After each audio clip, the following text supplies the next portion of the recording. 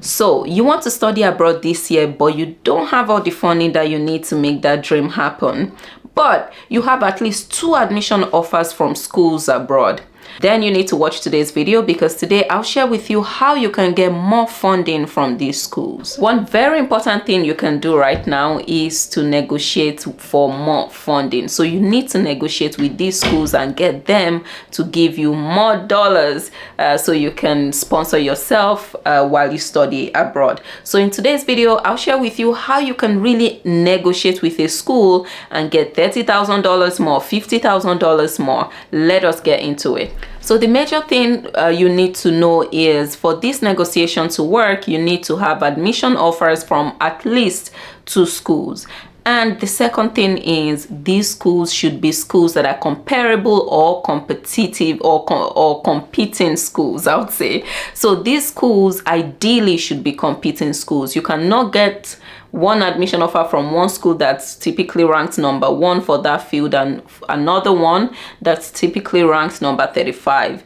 The gap is too wide, and these schools do not see themselves, or those 2 programs do not see themselves as competing. So for this to really work, ideally you have admission offers from competing schools, or schools that are generally similar and they kind of are ranked similarly for that field. So let's work with a couple of scenarios. So if one of those schools offer you some funding, but the other school didn't offer you anything, basically one school, let's say the cost of attendance for both schools, or the tuition for both schools, is $100,000 each. For school A, your tuition is $100,000. For school B, your tuition is $100,000. Really simple assumption. But school A gave you a $5,000 scholarship or funding of some sort, and school B gave you 0. Here's what you need to do. You need to email school B first. You need to email school B and tell school B that they are your dream school. You really want to attend this school, but you can't afford it. You need to also tell them why you cannot afford it. You need to talk about maybe something that's recently happened in your country, in your country's economy, or personally. You can tell them that there's been a lot of devaluation of your currency or depreciation of the currency, and so your savings are not worth much. Or you can also say things like you recently lost a family member, if all of these things are true, and so the breadwinner in your family is no more there to support you, and you were really counting on their support when you were applying. Give them a reason to believe that you truly need the additional funding. And then the other thing you need to have in this email to school B is, you just need to mention that you also have other admission offers, or that you have an admission offer from school A.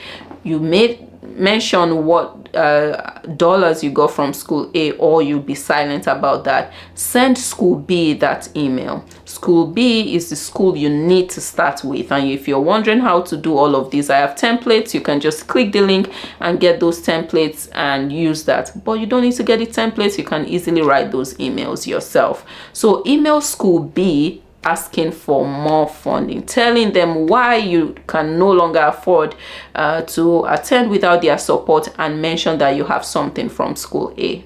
So school B is going to respond saying, okay, we will try to review your application, review your profile again.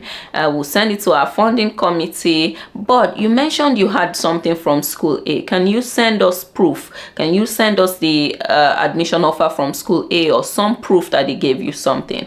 It's at that point you then send them the offer letter from school A and something that shows how much they are offering you as funding to come into the program. So when you send that to school B, when you send them what school A has given you, school B will typically review your application again and tell you they'll get back to you in a couple of days or weeks. So the earlier you started this process, the better for you. So the moment you have admission offers from at least 2 schools, get started immediately.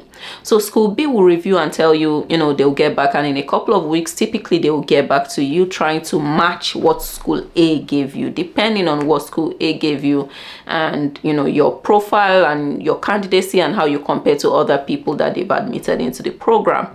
They'll get back to you giving you something, right? They will give you something typically around what school A gave you, or slightly higher, just to tilt it a bit and make you choose them over school A. So it's at that point that you will now email school A. Remember, throughout this process, we haven't said anything to school A, right? So now it is time to email school A. And so you will tell school A that you have an admission offer from school B and you've gotten some funding from them. You will tell them that why you really want to go to school A and mention some of the circumstances in your life that have made it really difficult for you to be able to afford it without their support or without additional funding. Also, remember, school A gave you some funding. We assumed $5,000. You need to start this email by appreciating them, telling them how grateful you are for the $5,000, and then going on to tell them why you need more funding and some of the personal circumstances that you're going through and why you can no longer afford it except they give you some additional funding. Also, at the end, you mentioned that you got something from school A, and school B will go through the same process of telling you, okay, we will try to review again. Send us what you have from school A. Then you send that. So this school will review as well. I think this is school A. I may be mixing up my A and B, but anyway, school A will review as well and tell you, okay, we can increase what we gave you. This is what we can offer. This is the best we can do. So you get that from school A. So now it's at this point that you begin to go back to the two schools. You tell them, oh, school A increased what I got, but I really still can't afford the balance, things like that. You keep negotiating with both schools. When you get something higher from one school, you use it to negotiate with the other school. So this is an entire process, right? And at some point, both schools are going to say, you know what, this is the best we can do. We can no longer give you anything additional, and you need to just make a decision at this point. Now that you have the final offer from both schools, you should not accept the offer yet. You need to go back to each of those schools and say, thank you so much for the additional funding you've given me. I really appreciate it. Now you need to ask them, what are some other funding opportunities that you advise that I explore? What are some other ways that students have typically funded their education when they've come into this program? What are other things? Can you connect me with a student that's also that was an international student and all of that? Now you need to ask them for other opportunities that may exist that you've not thought about. It's at that point they'll tell you, oh, we have a graduate assistantship position, but it's very competitive, but it hasn't opened up yet. Or we also have this other funding that's outside of our control, but it's run by this organization. Try to see if you can apply here. They will give you options. Now, after they've given you those options, then you now start to apply or explore those options. And at that point, you just need to make a decision because they've both given you their final offers, and then you need to accept. Or you accept one, of course, and decline the other offer. Now, one thing to pay attention to is the date, the decision date for each school. So while you're doing this negotiation, remember when the school offered you the admission, when they made you gave you the admission offer, there was a deadline for accepting or declining the offer.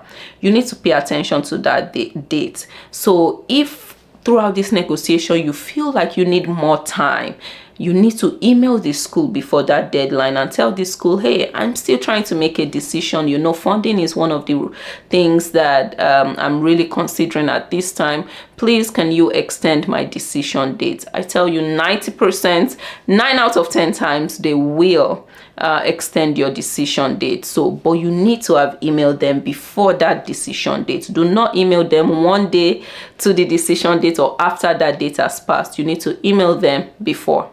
So that's how you can get these schools to give you more funding. Remember the things I've shared in this video. This negotiation works if you have admission offers from at least 2 schools.